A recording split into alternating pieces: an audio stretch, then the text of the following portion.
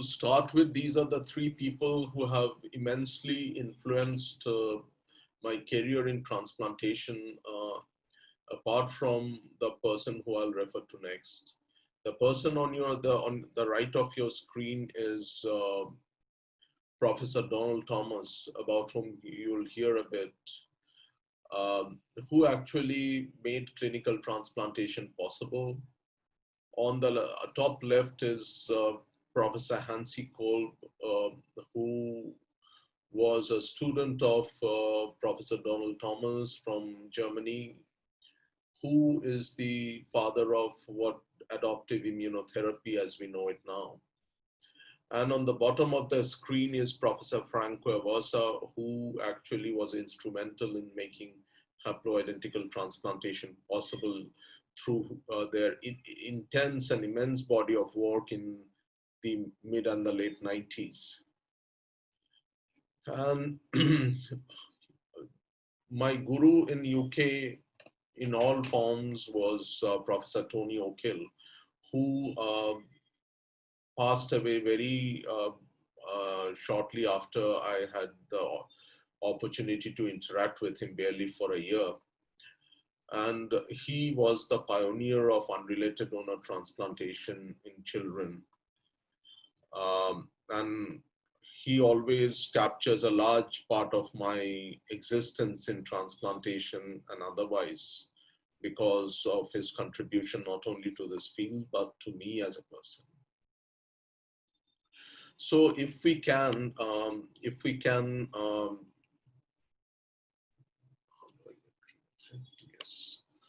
just go through the, how it all started, because a lot of things we take for granted right now.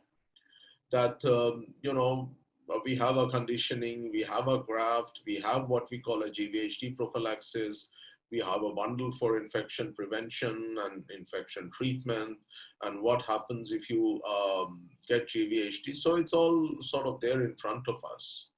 But it wasn't so barely 5 decades back.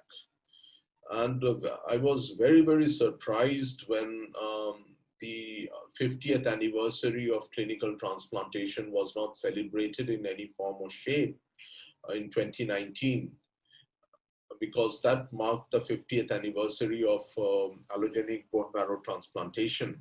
And in the midst of the, hue and cry with CAR T cells, everyone forgot about it. So the early part of immunology was marked by the whole concept of, everything is humoral, or everything is soluble. Everything is transmitted through serum, as one might call it. So when, say in 1949, Jacobson first did an experiment where they irradiated a mice by shielding the spleen, the bone marrow, the counts regenerated after some time. And it was thought that, okay, there are humoral factors in spleen which are contributing to it. Now, in a couple of years later, an experiment was published where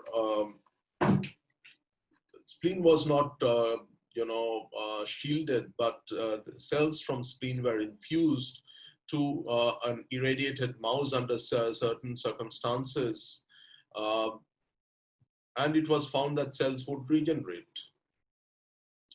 So based on these experiments, this was the first time. We now talk of cellular immunity or cellular immunology very casually, but it wasn't the case, as I told you, 5 decades back, where they were the first ones to suggest that regeneration of hematopoiesis in an irradiated subject is cell-mediated. And it was a huge ask. It wasn't a straightforward thing. A series of experiments over a decade or more were required to actually prove that cell-mediated reconstitution of the hematopoietic system was possible.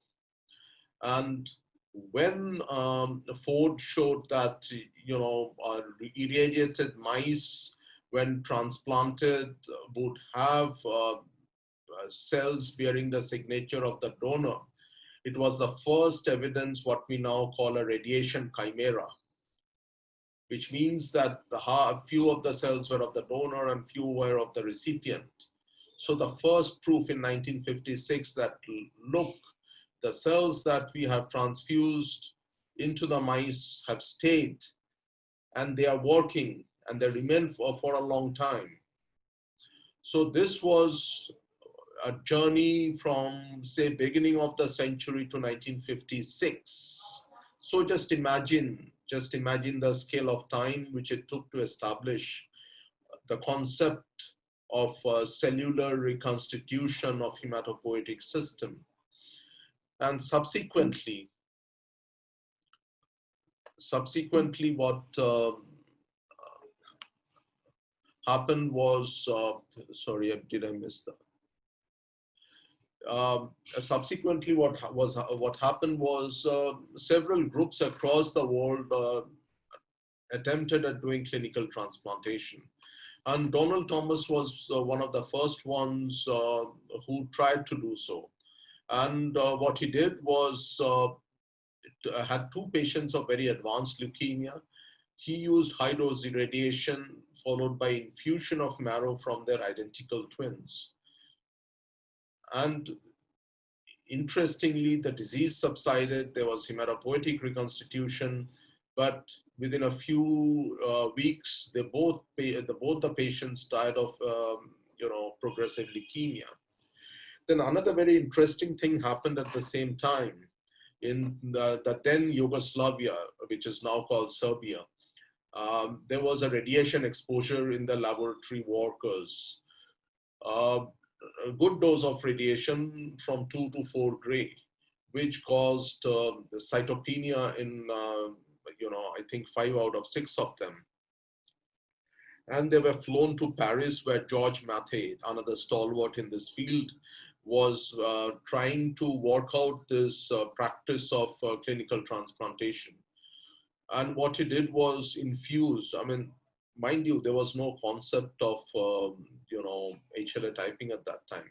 So what he did was infused fetal liver cells or spleen cells or bone marrow cells, whatever, into them.